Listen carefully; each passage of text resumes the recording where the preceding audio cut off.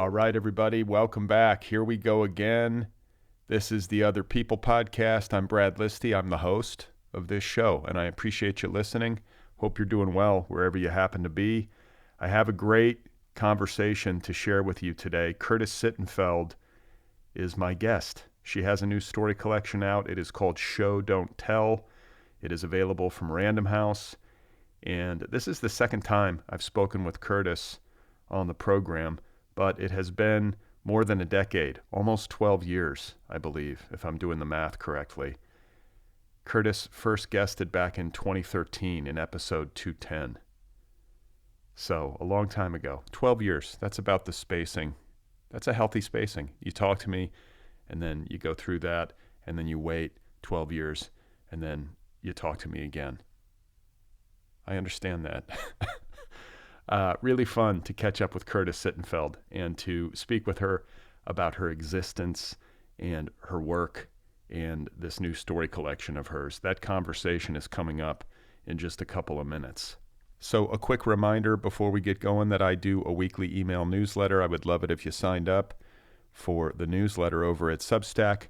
I also have a new company in the works, which I talked about on the podcast last week, and I've posted about in my newsletter and on social. It is called Deep Dive. You can check it out at www.deepdive.audio.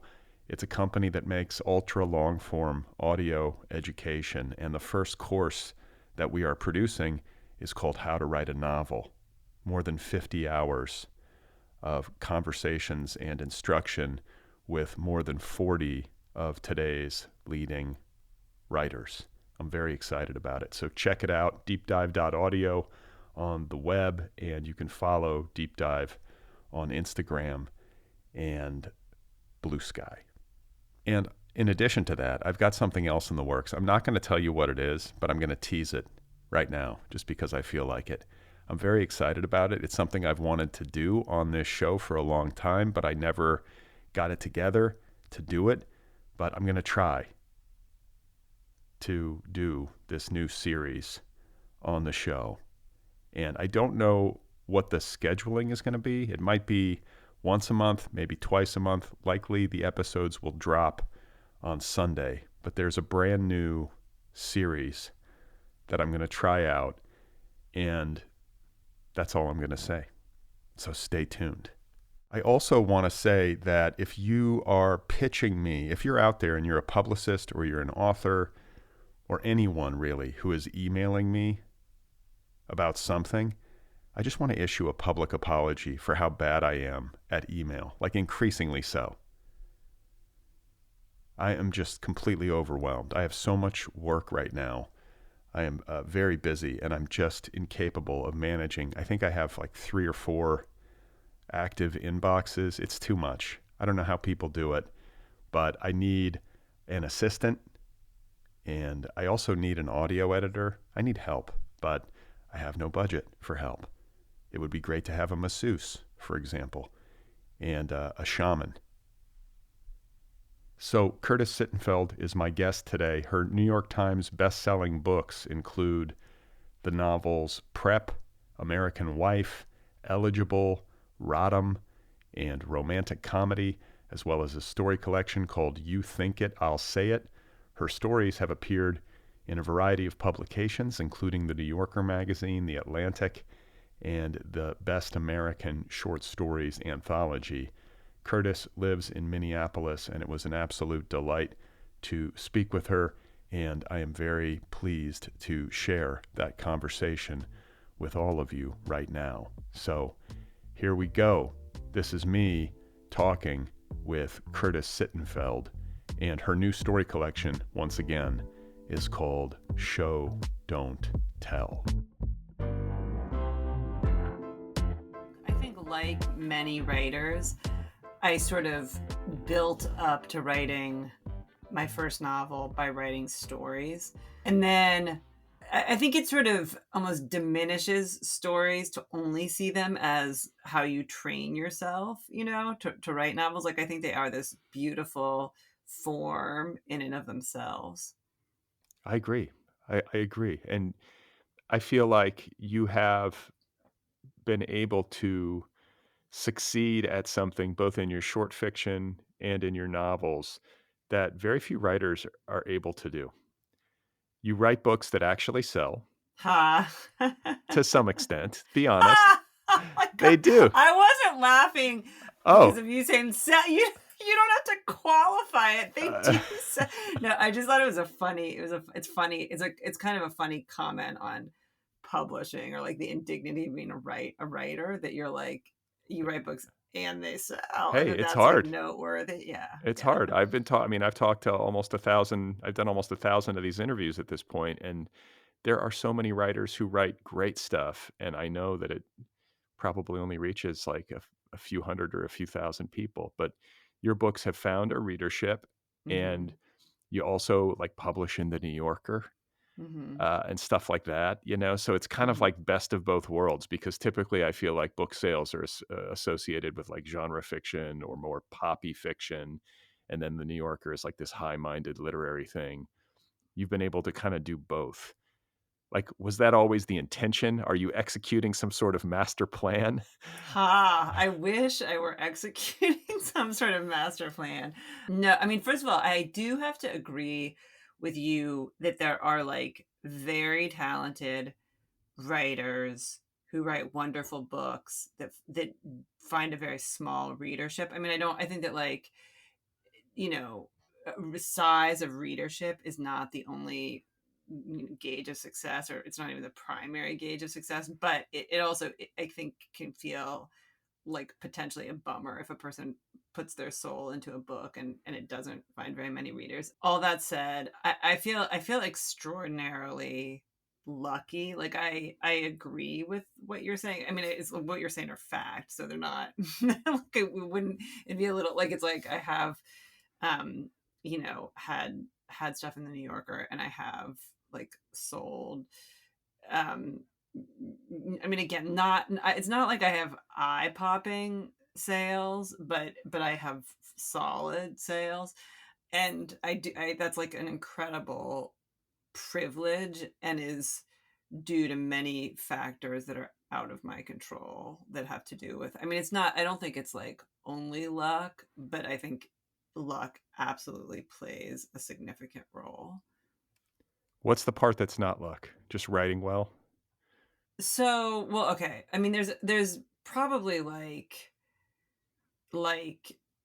10 things or something, like 10 categories. And luck does certainly influence more than one of them.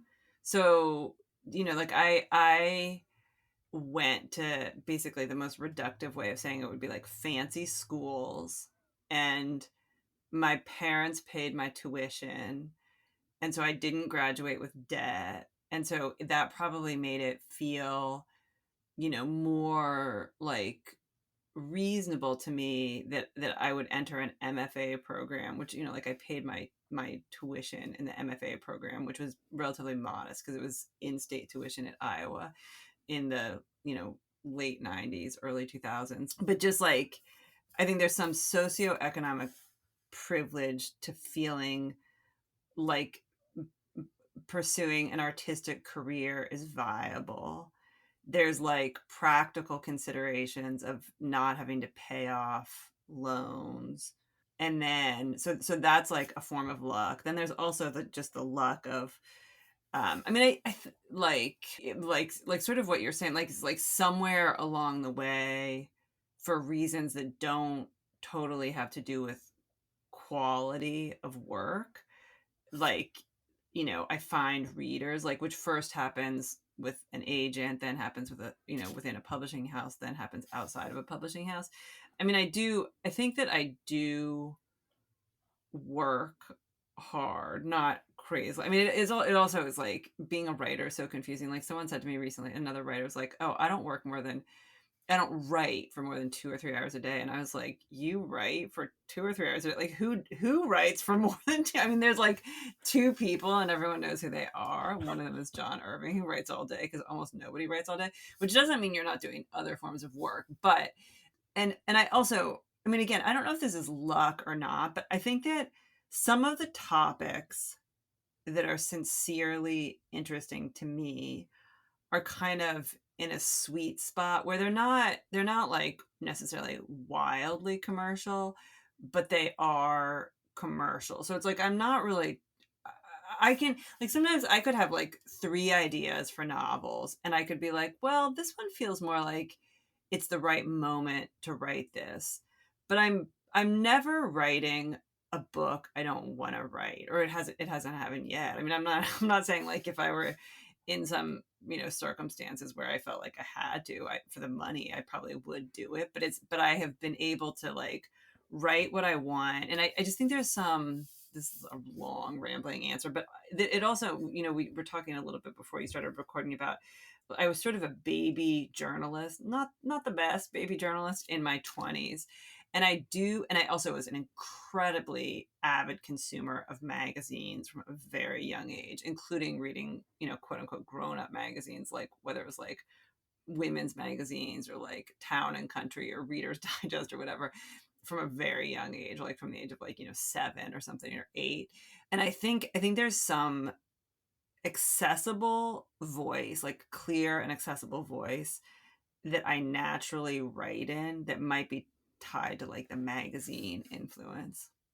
Wow, that's actually a really thoughtful assessment of your own work, and I think it registers because there is a real clarity and lucidity and sort of unadorned, Midwesternness, if I can put it that way. Ha.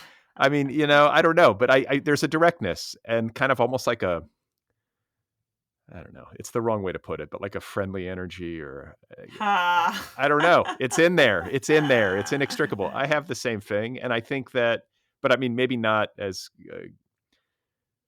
maybe not as well honed or something, but it's recognizable to me, and I feel like it's always interesting when somebody's, like, natural concerns and sensibilities kind of vibrate at a frequency that is resonant with a good number of people. Like, you talked about having interests that might lead your books to having this readership. Hmm. What are some of them, aside from, like, maybe reading magazines? Huh. Well, I mean, I think part of it is like having an interest in very widespread experiences, like, you know, friendship, romantic love, marriage, ambition, creativity, celebrity. Like, I'm interested in those things, those themes. I'm sort of ambivalent about some of those things and interested in them. And I think they show up in my writing. And like, lots of people are very interested in like romantic love, ambition, friendship, So it's like, I don't know, maybe it's as much the absence of really esoteric preoccupations that I'm not like, oh, the thing that most interests me is like this very obscure animal that like lives in one remote location, and so I'm going to write a novel from that animal's perspective. Like I'm kind of like I'm going to write about like a middle-aged woman, like thinking about something that happened 20 years ago. That's a more common experience. Yeah, and I think the point of entry and just, like, the experience of reading this collection because the things that you talked about, romantic love, ambition, I forget what else, but all those things that you just said, they all when you as you were saying them, I was thinking, "Yes, like, this is represented in the collection for sure," and you have a kind of unerring eye and ear for the experiences of, like, what would I call it? Like, white middle class, white bourgeois, in a way that I recognized. Ha. I couldn't help it. I mean, I'm just like, "Oh, she's got," you've got their number, and There, meaning our our number. yeah, like, "I'm not part of this. What are you talking about?" But no, I was, like, really impressed with your ability to sort of hone in on these things that, are recognizable to me, and also things that might, in a lesser writer's hands, like, be, like, not nearly as dramatically rendered. Like, they're kind of everyday things, like people leading what I would, quote unquote ordinary lives. And I'm immediately like taken in by these stories and absorbed. And I think that's a beautiful trick to pull. Oh, Yeah. thank you. I do. It's almost like I want to write about the thing that happens in a character's life that's like the equivalent of what you wouldn't be able you wouldn't like you'd be so eager to tell your friend that it had happened, but it's not something that would like make the newspaper. So it's like something that feels big to you, and like maybe it feels exciting or maybe it feels humiliating, but it's not like objectively, sort of like like life changing. Yeah. It reminds me, as you were saying that, of something that Samantha Irby said to me. Do you know Sam Irby's work? I know her work. I don't know her, but she's quite funny Yeah, so funny. and insightful. Yeah. One of the funniest episodes of this podcast ever was talking with her. But she was telling me that her approach to writing is that she's like, I'm basically, my metric or my litmus test is that I'm telling my friend a story. Yeah. That's it. And there is something maybe conversational and intimate about the stories that you have written for this collection. It's kind of similar. It's these intimacies of people's lives and these experiences that I think a lot of people might have and then carry around with them in silence, like to the grave. And yet we have access to them. That's the beauty of it. Yeah, I actually have thought like it sort of took me, I and we are now 49. I only go on podcasts where the host is my exact same age. No. But Um, wait, we were not the same zodiac sign though, right? Aren't you just past? Are you a Virgo? I'm I'm oh, so wait, what are you? You're I'm August 1st. So but what zodiac sign are I'm you? a Leo. I'm a Leo Virgo cusp. And Okay. that's why I'm such a complex and fascinating It person. just contains multitudes. Yeah, right. Um, so I feel like my goal as a writer is as a 49-year-old woman, I like go for walks with, like one-on-one with a friend often, like at least once a week. And my goal as a fiction writer is to give the reader the feeling that my that I would have if my friend on a walk said to me, this crazy thing just happened to me. And I'd be like, okay, tell me. And it's not, so it's like, weirdly, like I'm trying to tell a story and have it be like really personal and urgent. I'm not really actually trying to like, I try to be a good writer at the level of language, but it's not like I'm trying to create the most exquisite simile that like the world has ever seen. I wonder if you share, I believe and forgive my memory, but I think it was the opening story, which is the titular story. Is it right? Is that right? The Yes, one about the sure. Yes. Peasley. Yes. Yes. It's about a young woman who is in a graduate program and she's talking about her writing and how it's like categorized as like women's fiction or some such. Am I remembering this right? Yes, you are. Okay. I couldn't help but wonder. Like, I was like, is this Curtis? Like, basically rendering through fiction like a frustration that she herself has experienced. Like, do you ever bristle at the ways in which your work is received or categorized? Well, there's a couple ways to answer that. I mean, sure, I sometimes bristle. My feeling of being incredibly lucky definitely outweighs any irritation. Like, so it's like, you could look at a an online seller and find my books sold under women's fiction, but and it would kind of make me roll my eyes, but then it would also be like, well, I wrote books and they're being sold and you can buy them, so whatever. Like it's like I'm coming out ahead, I'm lucky. But so the story show don't tell, it's like the protagonist is in graduate school at this, that story again, it's like it's I think a person could read it and almost be like, is this nonfiction? Like it's like a young woman in the late 90s in a writing program, and the writing program isn't named, but it is like very similar to the Iowa Writers Workshop, which I entered in 1999. But I will say it's a very crafted story. Like it's structured in a way that's supposed to be satisfying to the reader. And like events in my life did not unfold that way. Like it kind of takes place over one particular night where they're waiting to find out about their second year funding, and everybody's like obsessed with it and kind of petty and insecure and jealous. And the amount is like, it's like $6,600 a year or something, like it's like you would think it was like $5 million like grants or whatever. So even adjusting for inflation, it's like a relatively modest amount of money. And like the amount, it's almost like the big like most prestigious fellowships are like 6,600, and then the other ones are like 6,400 or whatever. Like it's like a negligible difference.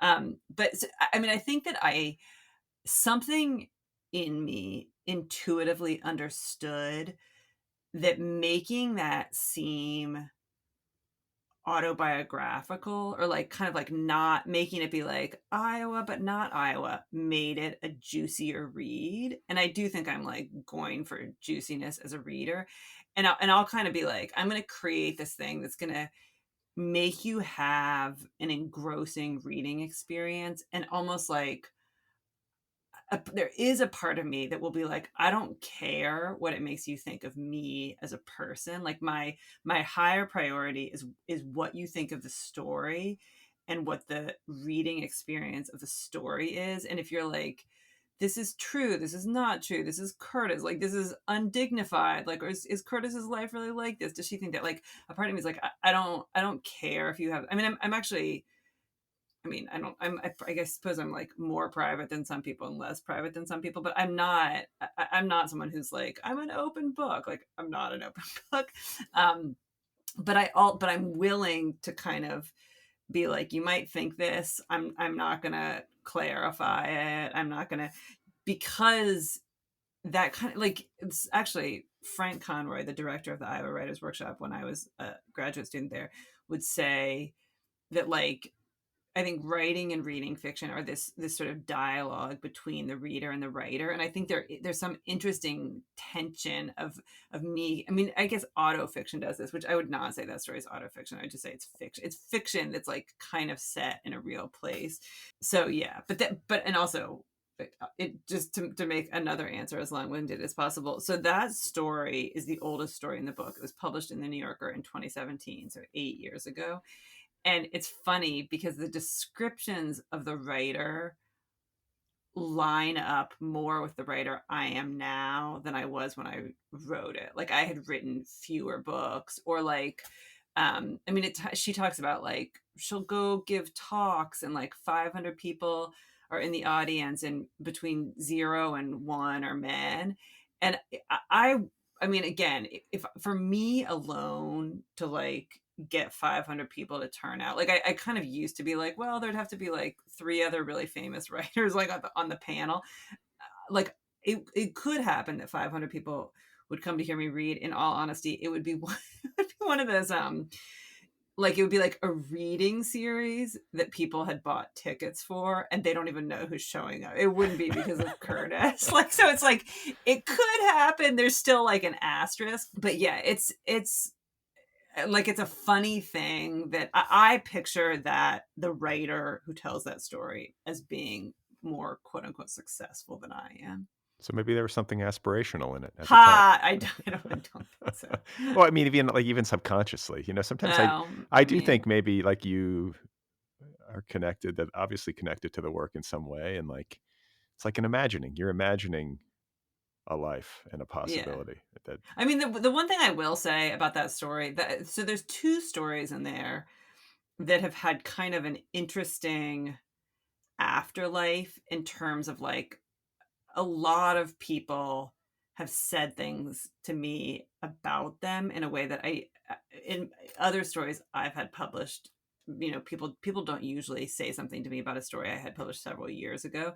So there, show don't tell, and then also white women LOL. Like white women LOL, a lot of times people like are like kind of want access to it, and it's been behind a paywall, or like it might be mentioned, like it was mentioned in like an essay in the New York Times or something.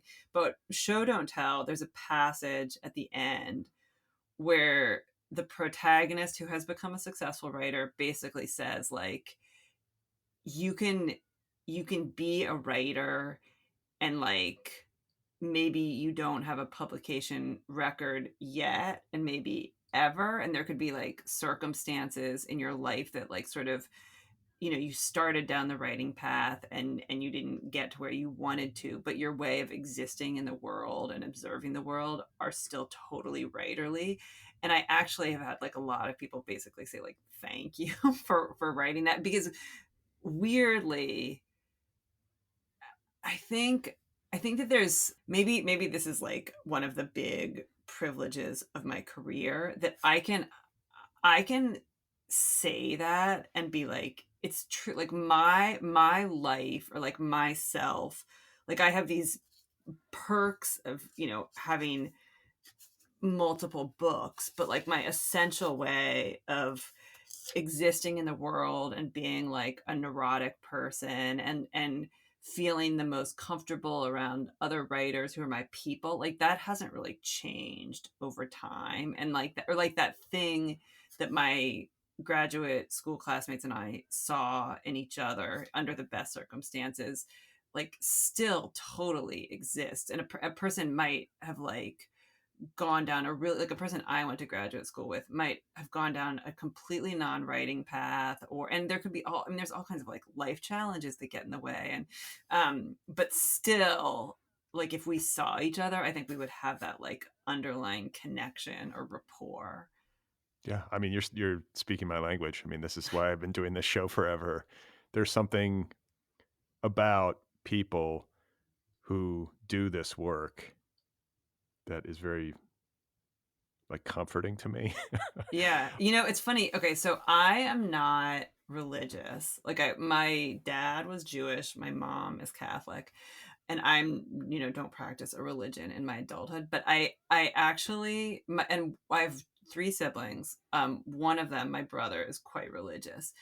And I was talking to him and saying that I feel like writing is almost like a religion to me, or like I think I find in it what people who are very religious find in religion, and some of which is like community, and some of which is kind of like a structure for like living and trying, and then also this knowledge of like you're failing sort of more often than not, but like you are kind of like returning to like try to stay at it or improve or whatever. Like just the persistence that it requires, and the endurance of discomfort. Yeah, and like sort of the like acceptance of imperfection, and this kind of like solidarity of like, we're all sort of like, I mean, this all sounds really corny, but like we're all struggling and we're all like isolated, but we're all in this together, Yeah, as right. they say in High School Musical. That's right. Well, I'm curious. You said Catholic and Jewish. Hmm. Was there one that was like, if you were gonna pick one, was there one that was more like impressed upon you as a youngster? So Catholicism was more impressed upon me, and I feel more Jewish. So it's like I technically, like I was christened and I had a first communion, and I know. As did I. Oh, really? Like I was Interesting. raised Catholic. I'm no longer religious. I stopped when I was a kid, but I was raised Catholic by two Catholic parents. But people will sometimes ask me if I'm Jewish. Really? How flattering. I mean, it happens. So it's funny. People sometimes ask me if I'm Jewish, and like 98% of the time, those people are Jewish who ask me. I mean, also, it's like my last name is Sittenfeld and I have dark hair. So, So yeah, it's a tell. yeah. But you're not religious at all. Writing is sort of the place you go to like commune with the unanswerable questions. Yeah, yeah. And I mean and that I think I find community in it. I think I do practice gratitude, but that's not a religion, right? That's more of like a like an Oprah tip. Do you have a gratitude journal? Do you do that? No, I keep it in my head. Do you do like a ritual like at night where you like say what you're grateful for to yourself? I actually do it while I'm walking, and there's a particular place like I walk different routes. And so I mean I walk pretty much every day. Even when it's like negative 10 degrees. And there's a particular place where I'll be like, what are 3 things I'm grateful for? But if I don't take that route for like a week, I might not think of what I'm grateful for a week. Do you notice measurable, like, positive benefits to that? I mean, like it's already come up in our conversation multiple times that I feel very lucky. So I think it's a perspective that I've internalized overall. I mean, I don't try to quantify it more than that, but I have heard that it's like good for your well-being. I gotta start doing that. I mean, it's again, it's very low effort. Like you could even do it. It's almost like if you have some like drive or some like some air, like you can think in your head, and especially like I think 3 things is the right amount. And they can all, and again they can also, there's something also about doing it in your head where maybe it's like it's and not writing it down and not doing it with other people, where it can be like very liberating, where you can be like, okay, this is really the thing I'm grateful for. Like this is, there's like what I would pretend to be grateful for if I were talking about it out loud or on a podcast, and then this is actually, and some of it can also even be like the absence of this shitty thing happening, or this shitty thing happening but it could have been even shittier. Yeah, I'm so grateful for the mild shittiness of the Yeah, situation. yeah, yeah. But, okay, so here's a question. Does it have to be 3 different things every day? Because I could imagine it could get repetitive. I'd be like, grateful for my kids, grateful for my wife, grateful So for okay, so it should actually be. I mean, again, this is like whatever. I mean, go with Oprah's tips for this, not my tips. But I think of it as almost like it would be almost like what has happened in the last day or few days that I specifically feel great. So like it could be something like, oh, like, and it's very specific. So it's not like I feel like if you said like, my kids, it wouldn't be that. It would be like, my child who's this age and I went and got like breakfast sandwiches, and that was like a really nice moment. Or, just like and a lot of it, I think appreciating sort of small things is a really like nice way to exist in the world. Or it could be like I had this really pleasant walk with a neighbor, or like I know that this person is like going through a hard time, and like this thing went well for them or whatever. So it's like you can kind of feel happy on someone else's behalf too. wow. That's I'm very, as I've said many times on this show, I'm incredibly susceptible to, like, wellness trends Mm. of any kind, so I'll Hmm. probably do this now for the rest of my life. You're welcome. Yeah. I mean, I wish I could like say I invented the practice of gratitude. I most certainly did not. Well, it's an interesting thing to be talking about, and I'll, like, put it in tandem with this notion of ambition, which is one of your themes and something that I think you're interested in writing about, Hmm. and it's a topic that I feel, like, conflicted and kinda strange about. Like, how am I supposed to feel? Is ambition good? I guess it's good if you're ambitious to do something good, but if it's just like, I'm ambitious to achieve something and get some station in life and earn some amount of money or get some kind of status, I feel weird about that. Like, talk to me about your thoughts on ambition. Well, I think a lot of people have ambivalence about ambition.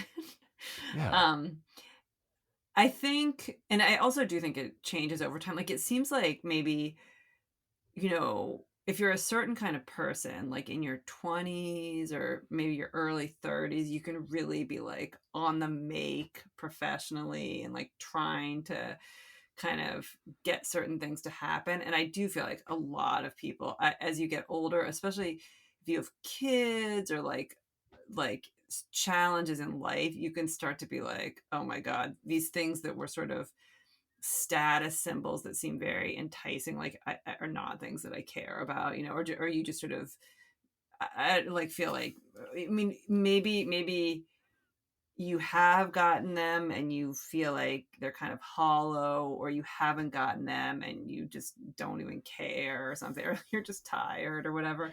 So it's like, I mean, I think it kind of varies. And I mean, there's also, I think there's this is maybe a different answer to the same question, but I think in the book, there's celebrity, there's sort of like a theme of like knowing someone, like two characters know each other like in their 20s, and then kind of go on divergent paths, and then one of them becomes crazily famous. Like that happens in more than one story. And I also have ambivalence about celebrity or fame, where it's like it can seem enticing and it can also seem really punishing and unappealing. And I think some of the stories are like grappling with that.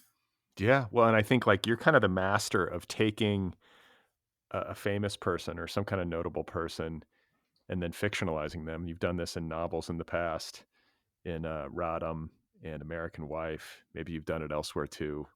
But in this collection, there is a story called "The Richest Babysitter in the World," where Spoiler alert. spoiler. Allude to it, but don't say it. Yeah. Okay. So there's a character in that story who is based on a very famous American business person. Mhm. Is that Like the acceptable? person, yeah, the babysitter, the titular babysitter, um, babysits for this family, and then the members of the family become very famous over the years, long after she was the babysitter. That's right. That's right. And And also, I will say, I mean, you would know kind of better than I would the experience of reading the story, but I think a person could read like 80% of that story and be like, what is this a story about? And not sort of not know why they're reading this like really granular detail about being a babysitter in the late 90s.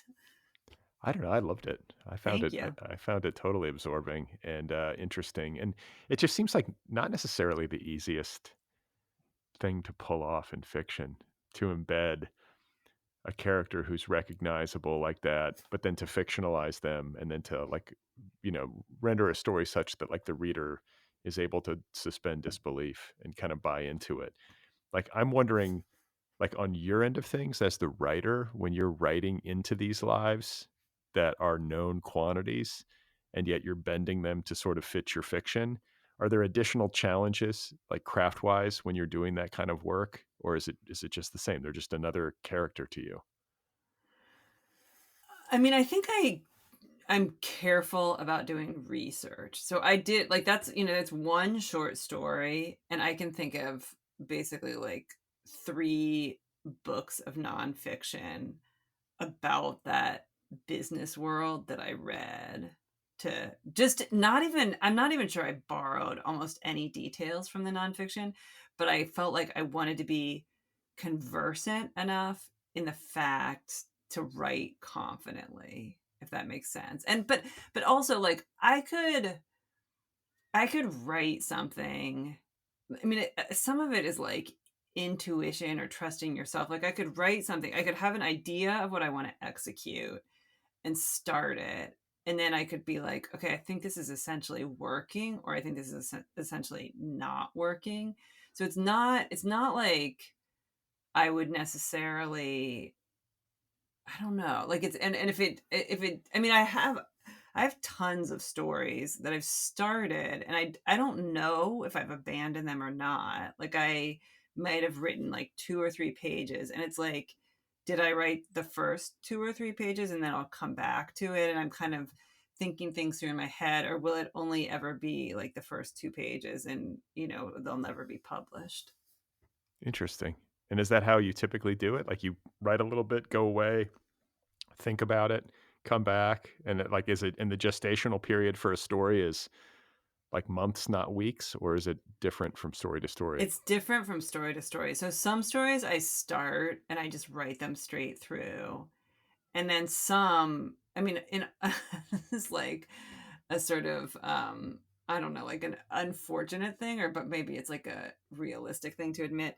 So sometimes I'm kind of like, oh, I have the best idea, and then I cure myself of thinking I have the best idea by like writing 2 or 3 pages, and then I'm like, this is not magical in the way that I thought it. It's not like, like gold sparkles aren't coming out of my keyboard. So I think I'm gonna set this aside for 2 years, and then I just kind of like see what I can't stop thinking about.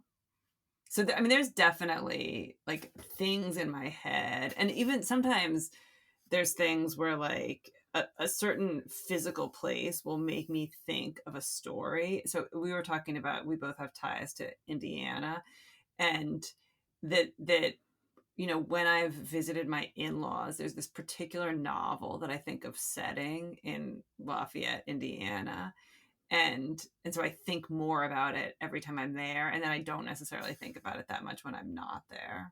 Please tell me it's a fictional rendering of the life of Axl Rose. I'm No? so sorry to say that if you want to read that novel, you're going to have to write it yourself.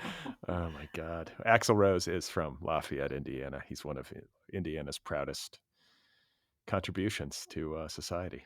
True. I'm curious. I know this is, in the past, but hearing you talk about like the research process that you go through to write a story where you're reading, all these nonfiction books to just get conversant and to kind of give yourself some grounding in the world of these actual people who you then fictionalize. With your novels about the first ladies, like I have to believe you did something similar, right? Oh, yeah. You're Yeah. I reading mean, a ton. it would be sort of irresponsible not to, I think. Yeah. So you go through, and then as you're reading, are you note taking and like picking like particular pivot points in their lives, like things that you think could be interesting, like jumping off points for fictionalization? Do you know? I'm just curious about Yeah. process. Yeah. Yeah. I mean, um, yes. And I also, I mean, again, I could just kind of feel like I have to become conversant in the topic so that I can kind of write about it confidently. And then I might still, there some books I might read like looking for particular information, and then other books I might read just kind of like almost like letting them wash over me to just like be in that world.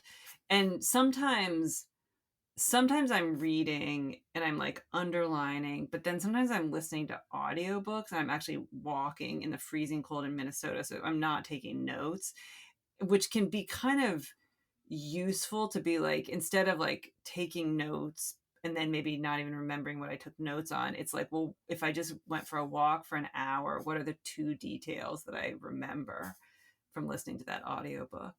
Yeah, sometimes the good stuff sticks. Yeah, yeah. Or if You it know, doesn't, you don't even know. that's right. Story of my life. How many golden ideas have just slipped into the ether? But I'm a walker too, and I like that. You know, walking in the freezing cold. Like I have respect for that. Like because I know. You, I have lots of gear. I'm wearing snow pants actually as we speak while I sit inside doing a podcast interview. I'm wearing, because at some point in Minnesota, like it's like so much trouble to take them off, put them on. I just put them on and wear them for like 7 hours.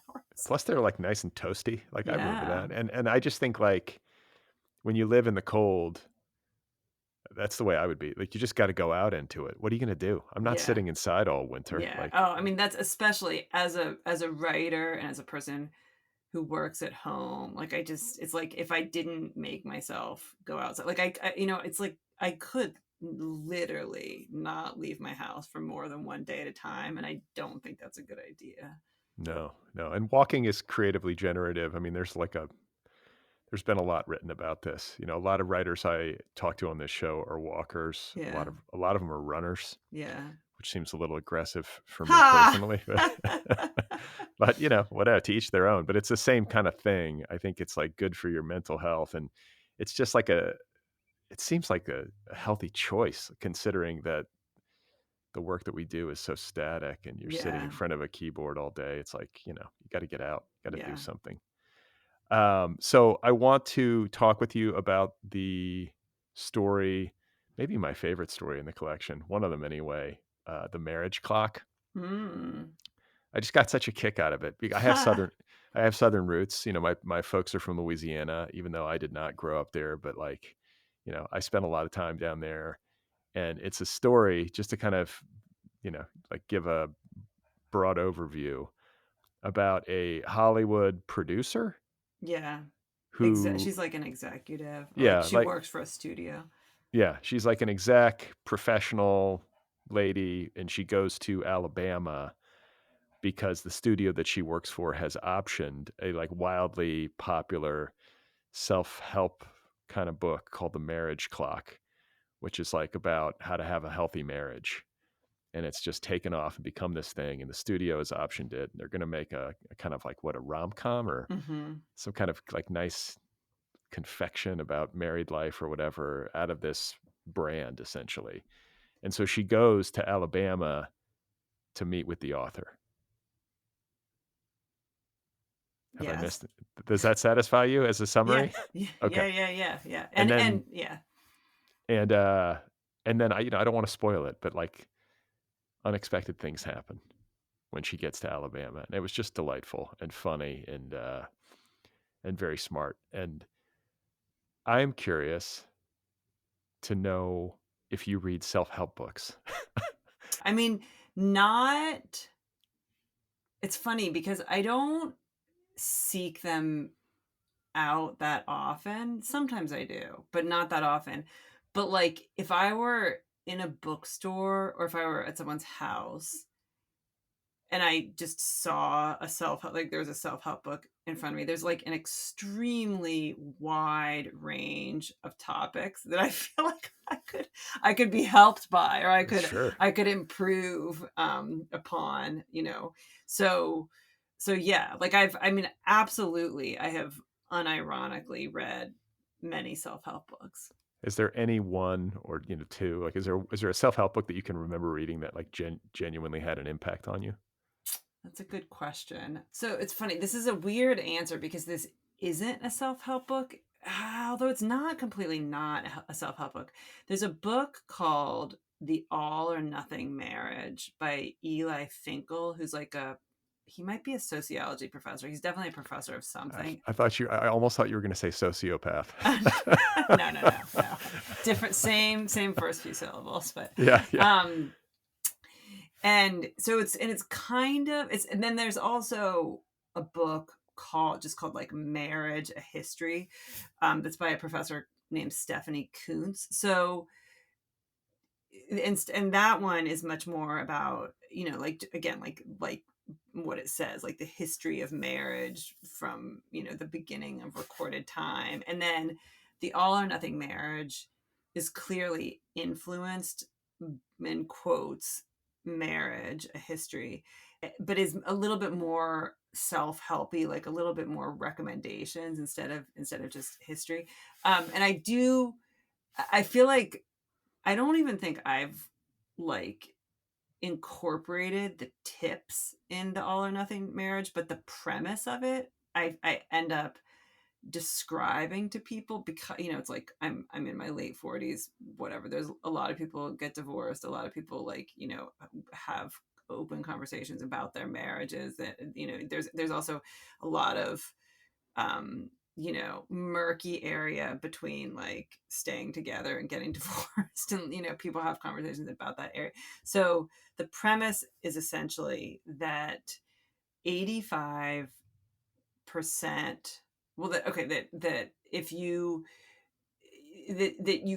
really make a lot of effort, you can have a sort of better marriage than at any time in human history, but you like really have to invest a lot, and it has to be both people. And 15% of people, can do this and have these great marriages, and 85% of people can't or won't make that investment and are more dissatisfied than ever before because our expectations are higher. And we have this idea that like that there is this kind of magic formula for being super happy in marriage, whereas in earlier times it was just like, oh, we'll join our fields together, like Yeah. have greater stability when we grow crops. We'll have food in the Yeah, like winter. who cares if we love each other? Wow, that's interesting. And is that book or either of those books like I guess probably like a point of genesis creatively for the marriage clock, at least in some small way? Well, I mean, there's a ton of, and then there's also like the five love languages, of course, which I also have read. I'm trying to think if there's any. Wait, what are the 5 love languages? Are you kidding? Do No, you no, do no. you, do you I don't not? know this book. I don't know this book, and I don't know what they are. Oh my God, it's actually fascinating and flabbergasting to me. Okay, so I feel like just this would be just like an interesting exercise. Um, if you like the next 10 adults you interact with, and you live in LA, right? You're 49, like you work in this creative field. Ask them if they've read the five love languages, and I would think probably a minimum of 6 or 7 have, and they will tell you what their love language is. So the premise is we all have one or two. This, by the way, this is equivalent. I'm not trying to like marriage self-help book shame you, but this is a little bit like not having heard of like what to expect when you're expecting.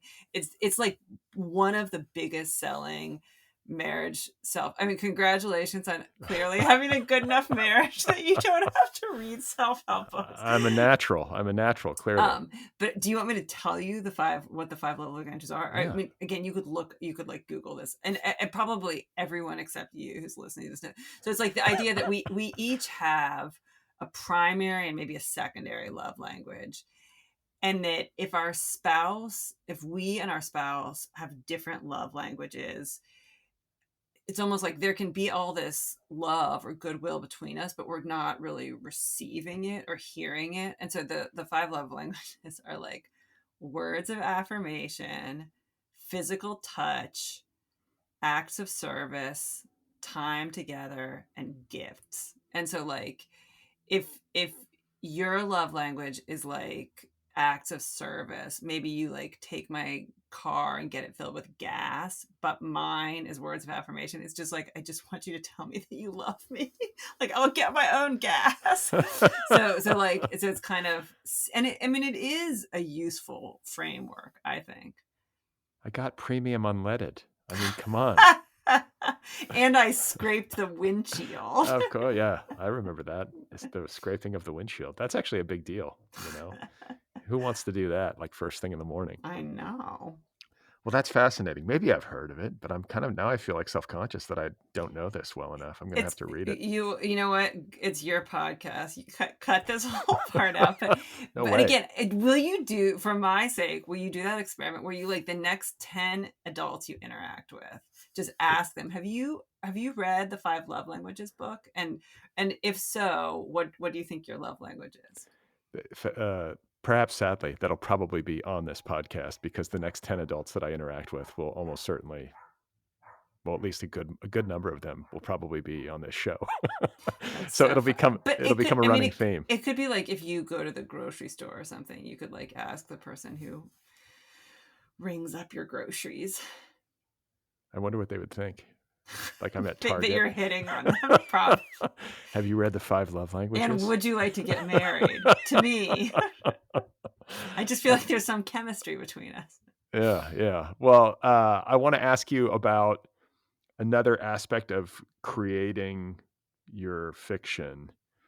It's something that I read, I think, in an interview that you did, where you were talking about characters having a disagreement in one of your stories and how it's often tied to a disagreement that you're having with yourself. Yeah. Well, and I mean, I think a lot of my fiction comes out of like internal disagreement or confusion, or even like, you know, like certain public figures that I've written about. It might be like I might be like, why do I spend time thinking about this famous person? Like, who cares? And do I like them? Do I dislike them? Do I like some things about them? Do I dislike some? Like, it's almost more than like if there was some public figure and I like don't think about them or feel like unequivocal admiration, I'd be less likely. Like I would, there's just, it has to be like, it's almost like I have to be intrigued, but like a little confused. And I think I have to, I think I, even like the topics that I write about, it's almost like I'm grappling with them. It's not like I almost necessarily know what I think. Well, yeah, that seems like the smarter way to go. If you already know what you think, what's the fun of that? Yeah.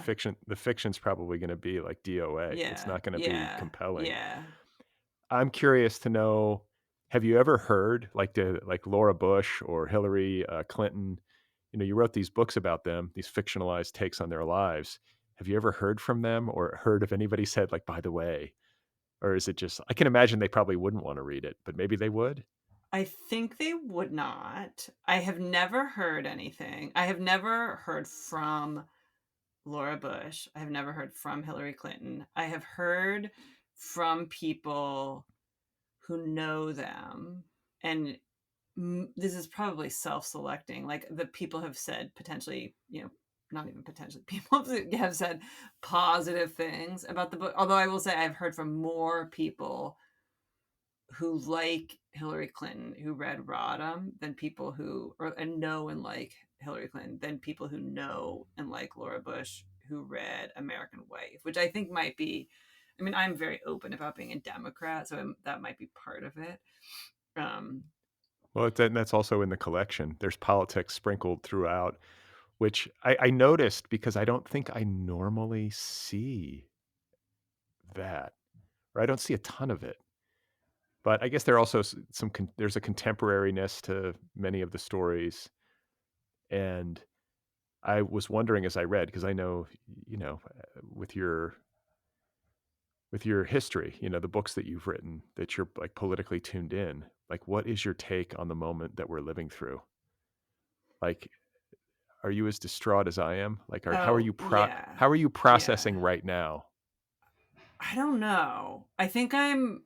I mean, so I was invited to write or to teach a class that was like writing the resistance or something, and I was like, I don't think at this moment it's clear to me how to write the resistance. Like I mean, I feel like I'm kind of gathering information and like thinking. I mean, I'm one thing that I have. Like, just to be clear, like, well, okay, so I feel like I have some asshole inside of me, which I'm not totally sure you could be like a fiction writer and not have any asshole inside you. But I one thing I have been thinking lately is like I just feel like there is this public dialogue that's really like shameless and contemptuous and that and even like I have kids and it kind of at times it really depresses me that this sort of online way of communicating that's like really mocking, like feels like it's everywhere, like it's not confined to the internet, which is not surprising. And I was like, so again, this is like it's like that, like I was like, I think starting like this was like a recent sort of resolution. I was like, I think I want to be the kind of person who like when someone else is like trying to sort of like merge, I want to let the other person merge. I don't want to be the person who doesn't let the other person merge, and just like almost like if there's if an encounter with another person could kind of like even like a stranger could go either way, like I would like to try to actively be nicer, and I feel like that is weirdly like an act of resistance or just like trying to like I don't know, there is like this kind of underlying feeling that's sort of like we all hate each other so much, and but I also I feel the need to also say like I mean, I don't think that it's anyone's moral responsibility to like put themselves in the shoes of their oppressor, if that makes sense. Like I don't it's not I'm not like we all have beautiful things in common, and like I think that I don't know. Like there's times when I do feel like, well, I don't know. It's a very, I don't feel like I'm saying this very eloquently, but like that I respect the point of view of somebody's like, I do not want to interact. Like that, like there are political views that a person can hold that make me not want to have anything to do with that person. Like I don't think it's anyone's inherent responsibility to like have a dialogue or hear them out. And I also think, that like, especially if you don't know someone's political views, maybe like try to have a positive encounter instead of a negative encounter. Also, okay, the other thing is listening to myself, I am rolling my eyes at myself. Like, I'm a fiction writer. You could ask me how to put a plot together. It's like how to be a person. Like, I don't know. I get it. It's hard, and I struggle a lot, like with how, like I'm so, I think, just distraught about the state of things, and kind of I'm very angry. Yeah. That's what I've been noticing. Like I'm really pissed, Yeah. and I am related, I think, to several people who chose this and who support this, and that's really tough. And not thankfully anybody in my immediate family, Mm-hmm. at least that I know of. I don't think so. But it's like trying to reconcile that is not easy for me, and I think I've been sort of on hiatus a little bit I think a lot of from. people. By the way, wait. I'm gonna look at something. Okay, so there's something called protectdemocracy.org, and then there's something called how you can protect democracy, 29 concrete actions you can take right now to protect democracy. I mean, like there's a lot about sort of building community, which I think doesn't have to be overtly political. Like it could be like volunteering somewhere, or like getting to know your neighbors better, or joining an whatever, just like some like local group that's involved in politics, or not overtly in politics. But I do, I mean, I think that like I kind of look to think like what is recommended by people who share my values, of what's recommended, what is realistic for me to do, like what sort of, what is realistic. Like I do live in a blue state, sort of surrounded by red states, but I live in Minnesota. So, but I think that it's like worth all of us having that conversation with ourselves, and I think that there is a lot of sort of like shock still. You and I are having this conversation in February 2025, and yeah, I think there is a lot of shock. So I have a question, like kind of unrelated to what we were just discussing, but I underlined it. I've got to ask you before I let you go. Uh, I want to say, was it in between American Wife and romantic comedy? You were working on a novel that was too depressing. It was during the pandemic. You were writing a depressing novel. And I was like, oh, that's fascinating.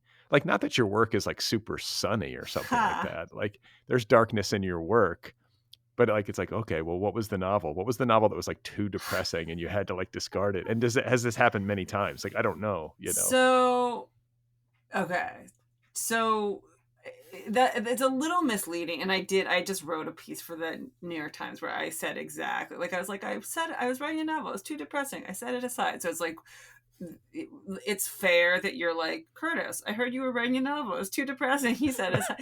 But it's a little bit contextual in the sense that, so Rodham was published in it's weird that I don't even remember, April or May 2020, but either way it was like early days of the pandemic, and it was like a long, mostly serious political book that I had like poured my heart into, done a ton of research. I would say it was not the book that most people wanted to curl up with in the early days of the pandemic. And so if I was doing an interview, like a Zoom interview to promote the book around that time, or I was doing an online event, someone might say like, what's the next thing you want to write? And I would say, I want to write a short, fun novel. So I then start writing a book and work on it for maybe like a year, and was like, this is not short and not fun. Like it wasn't like the darkest, bleakest book ever, but it just was like it was kind of, it had a lot of parts and was sort of about people who weren't that happy and whatever. And it felt like, yeah, that it would like take a really long time.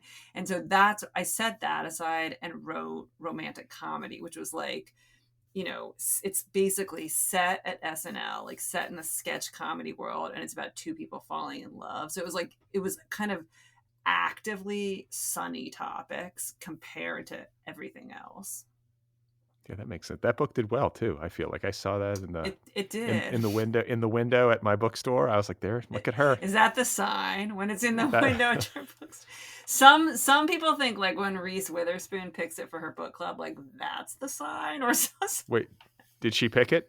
Yeah, Oh, okay. I'm a 2-time Reese pick damn. along with Celeste Ng. Yeah, I know. Uh, I'm very proud of that. It's Reese's book club is like a very lovely part of the publishing ecosystem, and they send you lovely presents at the holidays. And I've been a mentor to like this wonderful writer whose first novel will come out in the near future, whose name is Tolani Akinola. And yeah, I'm sure you'll want to be interviewing her in maybe, I don't know what year, but soon, 2025, 2026. well, okay. So I know you got to go, but last question then, and it's a related question.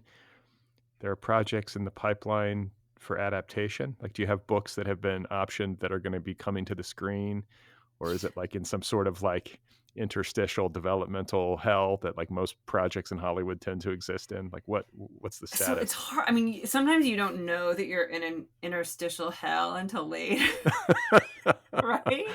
Yeah, yeah, yeah. It's the human condition. Right, We right. might even be in a real interstitial hell. Yeah. So, this is my Show Don't Tell is my 9th book. It's of the 9, 7 have been, 7 have been optioned, sometimes repeatedly. Nothing has made it to the screen. Like probably like 3 or 4 are actively like, whatever. There's like stuff going, or like there's scripts, and actually some short stories have been optioned, and entire screenplays for films are written based on the short story. And again, nothing has ever made it. And it's, like Prep came out literally 20 years ago. So And I should just say, I'm not going to ask you about it, but I just want to note that Lee Fiora makes an appearance in this new collection. oh, there's a Prep sequel story that's like almost 50 pages, so it's almost like 2 stories in one. Yeah, that's a total Prep sequel. Lost but Not Forgotten, the last story. Some people have been like, "Is it okay if I jump ahead?" I'm like, "Oh my god, go for it!" Like we have to like take our delights where they come these days. But so I think that in the fullness of time, something will get. And even like Reese Witherspoon's production company, Hello Sunshine, is developing romantic comedy. I have managed to be the kiss of death for 100% of the projects so far. But I think one of these years, something will be on screen. Are there actors attached to romantic comedy? Can you say? Uh no. So the funny thing is I mean, this has been going on so long that literally when Prep was optioned in 2005, people would say to me, about the main character is this girl at a boarding school, and they'd be like, "Don't let Lindsay Lohan play her." Lindsay Lohan, like us, I believe, is in her 40s now, and it's also like I should have been so lucky as to have Lindsay Lohan, play the protagonist of Prep. Like she's so talented, but yeah, so it's like there have been very famous names kind of batted around at all different points, and I mean, weirdly, coming back to like gratitude, like I sometimes will think to myself, it's a sign of how lucky I am that it doesn't matter really to me if if one of my if one of my books became a TV show or became a movie, probably depending on the quality of it and the level of promotion. It might be exciting to people who knew me, or it might make me seem cooler or something to people who know me, and it might sell books, but I don't think it would like materially change my life, and I wouldn't live a different place, or I wouldn't, and that is a sign of how lucky I am, that it's like, it's like I have this day job, which is being a novelist, that I like love. I mean, it's so frustrating, but I love it. And like I don't feel like I'm waiting either emotionally or like financially, or just in terms of like receiving some sort of like benediction. I don't feel like I'm like waiting for Hollywood to like give me something. Yeah, it's a fickle business. I mean, so much. I've Yeah. had so many conversations over the years with people, the ups and downs of it. You just Yeah. have to sort of it's Jesus take the wheel. Yeah, It's totally. like, that's it. Yeah. Yeah, you are Well, Catholic. yeah. Well, Curtis, it's a delight to talk with you. I'm very grateful. This is my gratitude. Me too. Yes, I'm grateful to have had the chance to speak with you for a second time. Congratulations on this new story collection and on all the success that you've had. I wish you well. Thank you so much. All right, there we go. That was today's conversation with Curtis Sittenfeld. That was fun, right? First time in 12 years that Curtis has talked to me. So you can kind of plan on, I think, 2037. I think that's what we're tracking for the next episode, where Curtis will be here on the show to explain herself. Again, the story collection is called Show Don't Tell. It's available from Random House. Go get your copy wherever books are sold. Don't forget to subscribe to this podcast wherever you listen. You can also subscribe on YouTube. Follow me on Bluesky and Instagram. Sign up for my newsletter at Substack. You can support the show over at patreon.com/otherpplpod. That would be nice. If you want to get an Other People t-shirt or a sweatshirt or join my book club, just go to the show's official website, otherppl.com. You can check out my new enterprise, Deep Dive, over at deepdive.audio, www.deepdive.audio. You can follow Deep Dive on Instagram and Bluesky. Give this show a rating wherever you listen. Would you please? Would you pretty please do that? Rate it, review it. It helps the show in the algorithm, which means that it helps the show find new listeners. So I think that's it for today. I think we've reached the end of this episode. It's almost here. The end is nigh. I appreciate you listening. I'll be back on Thursday with a new episode of Brad and Mira for the Culture, the weekly pop culture series that I've been doing for the past year with my friend and co-host Mira Gonzalez. It's like an hour and change, and it's about meaningless bullshit. We just talk about nothing. It's a nice break from fascism. You can listen while you do the dishes. It's that kind of show. It's a hangout show. You just put it on. If you miss like 10 minutes, it doesn't matter. If you like have to go to the next room or take a call or something, it's okay. Brad and Mira for the Culture coming up on Thursday. And I've also got this mysterious new series that might drop on a Sunday in the near future. You're just going to have to wait and see, or wait and hear. It's very exciting. There's a lot going on. I need a nap. Stay tuned.